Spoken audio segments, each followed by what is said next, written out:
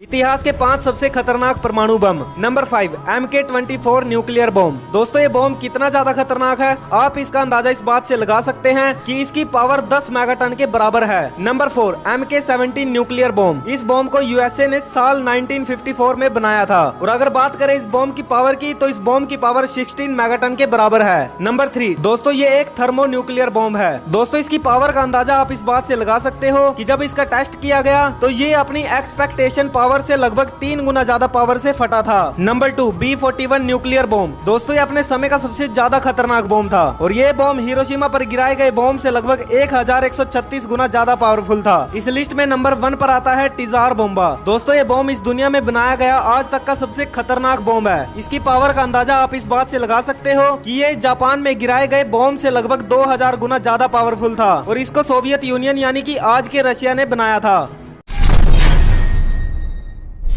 दोस्तों क्या आप भी जानना चाहते हो कि एक कॉमेडियन कैसे बना यूक्रेन का राष्ट्रपति? अगर हाँ तो इस वीडियो को अंत तक जरूर देखिएगा। दोस्तों व्लादिमीर जेलेंस्की का जन्म 25 जनवरी 1978 को क्रीविवी री यूक्रेन में हुआ था। जेलेंस्की यूक्रेनियन एक्टर और कॉमेडियन हैं जो 2019 में प्रेसिडेंट बने थे। वैसे तो उन्हें पॉलिटिक्स में बिल्कुल भी एक्सपीरियंस नहीं था लेकिन उनके एंटी करप्शन प्लेटफॉर्म ने उन्हें कंट्री में बहुत सपोर्ट प्रोवाइड किया। धीरे धीरे उनकी ऑनलाइन फॉलोइंग ने उन्हें पॉलिटिक्स में भी उनकी हेल्प की। फिर उन्होंने 2019 के प्रेसिडेंट इलेक्शन को बहुत ही बड़े मार्जिन से जीता। दोस्तों वीडियो को लाइक करके हमारे इस चैनल को सब्सक्राइब जरूर कीजिएगा।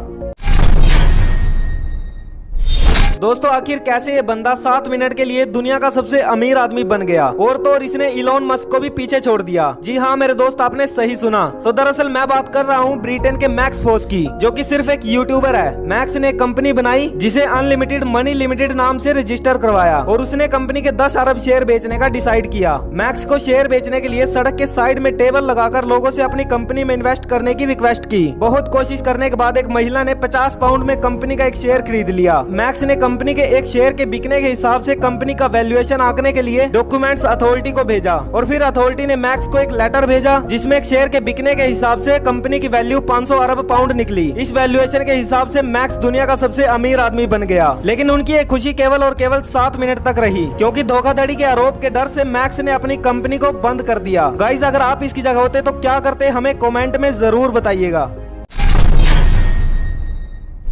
दोस्तों ये महिला किचन में काम कर रही होती है तभी वहाँ पर एक सिलेंडर वाला आ जाता है और वो सिलेंडर को फिट करके चूल्हा वगैरह साफ करने लगता है। फिर वो उस महिला से चूल्हे को साफ करने के लिए ब्रश मांगता है लेकिन उस महिला को नहीं पता था कि ये एक चोर है। जैसे ही महिला ब्रश लेने जाती है तो ये यहाँ वहाँ कोई कीमती चीज ढूंढने लगता है और टेबल पर रखे पर्स के अंदर इसे एक नेकलेस दिख जाता है। लेकिन तभी महिला के आ जाने से ये उसे चुरा नहीं पाता। कुछ देर बाद ये महिला से एक कपड़ा लेकर आने को कहता है। महिला कपड़ा लेने चली जाती है और फिर ये चोर उस नेकलेस को चुरा लेता है। उसके बाद वो लेडी कपड़ा लेकर आ जाती है लेकिन उसको थोड़ा सा भी शक नहीं होता कि यहाँ पर चोरी हो चुकी है। थोड़ी देर बाद वो सिलेंडर वाला यानी कि वो चोर यहाँ से चोरी करके बड़े ही आराम से निकल जाता है। तो दोस्तों आपसे यही कहूंगा कि आप अपने घर के अंदर भी थोड़ा सावधान रहा कीजिए। दोस्तों आज बीबी की वाइन्स की पॉपुलैरिटी इतनी बढ़ चुकी है कि बड़े बड़े ब्रांड्स जैसे कि नेटफ्लिक्स, मिंत्रा, टी-शर्ट खुद इसको अप्रोच करते हैं। पर दोस्तों शुरुआत तो सबकी जीरो से होती है। इनके पास 2 चीजें थी, एक था सेंस ऑफ ह्यूमर और दूसरा था सिंगिंग टैलेंट। भुवन के यूट्यूब करियर की शुरुआत हुई थी न्यूज देखते समय जब हमारा मीडिया एक माँ को अपने कश्मीरी फ्लड में गुजरे हुए बच्चे के बारे में बेतुके सवाल पूछ रहा था तो भुवन ने उस रिपोर्टर की अपने स्टाइल में नकल उतारी और उसको फेसबुक पर अपलोड कर दिया। ये वीडियो इंडिया में तो इतना ज्यादा नहीं चला लेकिन पाकिस्तान में रातों रात वायरल हो गया और उसके बाद बीबी की वाइन्स की शुरुआत हुई और धीरे धीरे एक आम यूट्यूब चैनल से ये बंदा बॉलीवुड तक पहुंच गया। ये सॉन्ग खुद प्रोड्यूस करता है जो कि सुपर डुपर हिट जाते हैं। और दोस्तों आपको जानकर हैरानी होगी कि भुवन बाम यूट्यूब एड्स और ब्रांड प्रमोशन से हर साल 12 से 15 करोड़ रुपए कमाते हैं। दोस्तों अगर आप भी भुवन बाम की वीडियो देखते हो तो इनके लिए एक लाइक जरूर कीजिएगा। स्मार्टफोन का ये सीक्रेट आपके बहुत काम आ सकता है। दोस्तों जब हम कोई नया फोन खरीदते हैं तो उसकी वारंटी होती है लेकिन जब हम कोई सेकंड हैंड फोन खरीदते हैं तो उसका टेस्ट करना बहुत जरूरी होता है कि उसमें पहले से ही कोई खराबी तो नहीं है, वरना कोई भी व्यक्ति मोबाइल स्कैमर से धोखा खा सकता है। जब भी आप कोई यूज्ड फोन खरीदे तो इस सिंपल से कोड की मदद से आप उस फोन को कम्प्लीटली चेक कर सकते हो। मोबाइल फोन डायल पैड में जाके *#0 मिलाएं। इस कोड की मदद से आपके सामने ये ऑप्शन ओपन हो जाएंगे। ये जर्नल टेस्ट मोड होता है। इस ऑप्शन की मदद से आप सेंसर, कैमरा और स्पीकर ऑलमोस्ट सब चीज चेक कर सकते हो। दोस्तों क्या आपको ये फैक्ट पहले से ही पता था या नहीं पता था? हमें कमेंट सेक्शन में जरूर बताइएगा। दोस्तों आखिर जापान के पास खुद की फौज क्यों नहीं है? तो दरअसल वर्ल्ड वॉर 2 में जब जापान हार गया था और अमेरिका के सामने सरेंडर कर रहा था, तो उस वक्त बहुत से अमेरिकन ऑफिसर्स को डर लग रहा था कि कहीं इस युद्ध के बाद जापान फिर से अपनी सेना खड़ी करके कोई युद्ध शुरू न कर दे। इसलिए जब अमेरिका के साथ मिलकर जापान का संविधान बना तो इसमें उसे बड़ी फौज खड़ी करने की अनुमति नहीं दी गई, जिसके चलते आज वो सिर्फ लोकल पुलिस और लिमिटेड सिक्योरिटी फोर्स से अपना काम चला रहा है। Bye bye, tata, good bye, गया। दोस्तों वीडियो को लाइक करके चैनल को सब्सक्राइब जरूर कीजिएगा और नेक्स्ट वीडियो आपको किस टॉपिक पर चाहिए हमें कमेंट में जरूर बताइएगा। दोस्तों देखिए कैसे छोटी सी गलती की वजह से अरबों रुपए का नुकसान हो गया। The own centre building. दोस्तों अमेरिका के सबसे बड़े शहर शिकागो में मौजूद द ओन सेंटर बिल्डिंग उस वक्त शहर की सबसे टॉलेस्ट बिल्डिंग में से एक है, जिसे 1974 में कंस्ट्रक्ट किया गया था। शुरुआत में जब ये बिल्डिंग बनकर खड़ी हुई तो ये शिकागो की सबसे खूबसूरत स्ट्रक्चर में से एक थी। जब इस बिल्डिंग को बनाया गया तो इस पर कैराइना व्हाइट मार्बल का आवरण चढ़ाया गया था, जो इसे देखने में और भी सुंदर बनाता था। लेकिन इसकी यही खूबसूरती इसके लिए श्राप बन गई। तो दरअसल जो मार्बल की पुट्टी इस बिल्डिंग पर की गई थी वो बहुत ज्यादा पतली थी। इस वजह से मार्बल की परत पर क्रैक आने लगे। क्रैक आने की वजह से मार्बल के टुकड़े नीचे गिरने लगे। आर्किटेक्ट ने तुरंत बिल्डिंग पर लगा मार्बल हटवा दिया और उसकी जगह बहुत ही हाई लेवल के ग्रेनाइट को लगाया गया। और बस इतनी सी बात के लिए बिल्डिंग के ओनर्स को $80 मिलियन यानी तकरीबन 600 करोड़ रुपए का नुकसान हुआ। दोस्तों इलोन मस्क के ऑफिस मीटिंग के 3 ऐसे अजीबोगरीब रूल्स जिन्हें जानने के बाद आप भी बोलोगे क्या बात है सर, क्या बात, ये बात है।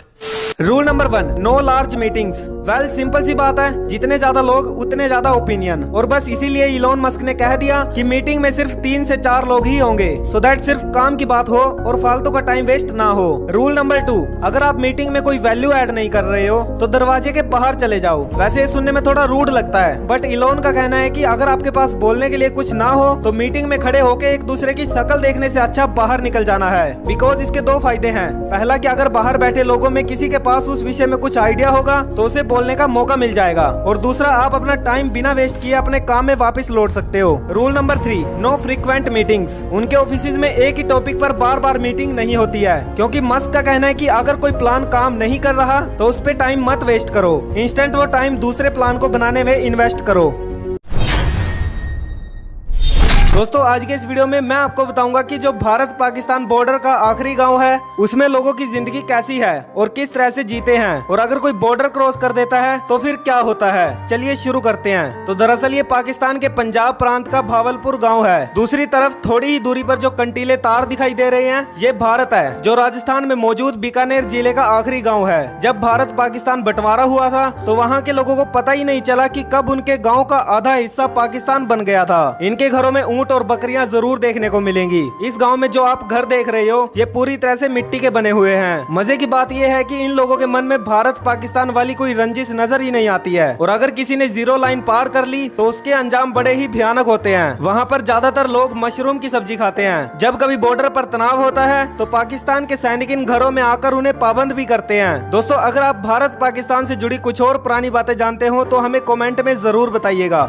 दोस्तों ये हस्ती हर किसी के दिल में बसती है, जो आपका स्वागत कुछ इस तरह से करते हैं। तो कैसे हैं आप लोग? जी हाँ दोस्तों, मैं बात कर रहा हूँ कैरी मिनाटी की। कुछ ही महीनों पहले 21 साल के इस बंदे ने टिकटॉक रोस्ट करके पूरा देश हिला दिया था। आज इस बंदे के यूट्यूब पर 3.5 करोड़ से भी ज्यादा सब्सक्राइबर हैं। पर कभी सोचा है ये बंदा यूट्यूब में आने से पहले कैसा था? बचपन से ही इसको गेम खेलना पसंद था। इसको हमेशा से ही कुछ हटके करना था, और यही कुछ हटके करने के चक्कर में इसने 12th स्टैंडर्ड में ही ड्रॉप आउट कर लिया। शुरुआत में ये बॉलीवुड स्टार सनी देओल की आवाज में मिमिक्री करके कुछ फनी गेमिंग वीडियो बनाता था, बट एज यूजुअल पहले तीर में तो निशाना लगता नहीं है। इस बंदे का भी नहीं लगा, वीडियोस चल नहीं रहे थे। एक टाइम पे तो इसने गिव अप करने का सोचा। कैरी मिनाटी आज भी बोलते हैं कि अगर उस वक्त मैंने यूट्यूब छोड़ दिया होता तो ये मेरी जिंदगी की सबसे बड़ी गलती होती। आज ये भाई साहब जब लाइव आते हैं तो लोग 1 से 2 घंटे में ही इसको सुपर चैट के जरिए लाखों रुपए भेज देते हैं। इसकी एज सिर्फ 21 साल है और हर साल ये बंदा एडसेंस और ब्रांड प्रमोशन से 7 से 10 करोड़ रुपए तक कमा लेता है।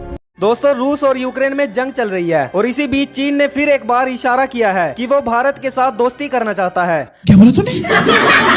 तो दरअसल चीन के विदेश मंत्री वांग यी ने कहा है कि पिछले कुछ सालों से भारत और चीन के रिश्तों में कुछ मुश्किलें आई हैं। ये मुश्किलें दोनों देशों और उनके लोगों के हित में नहीं है। इतना ही नहीं, चीन के विदेश मंत्री ने अमेरिका की तरफ इशारा करते हुए कहा है कि कुछ ताकतों ने भारत और चीन के बीच हमेशा तनाव पैदा करने की कोशिश की है। आपको बता दें कि भारत की बढ़ती ताकत को देखकर चीन लगातार सुर बदल रहा है। दोस्तों वैसे भारत को इतनी जल्दी चीन पर विश्वास कर लेना चाहिए या नहीं? अपनी राय हमें कमेंट में जरूर बताइएगा।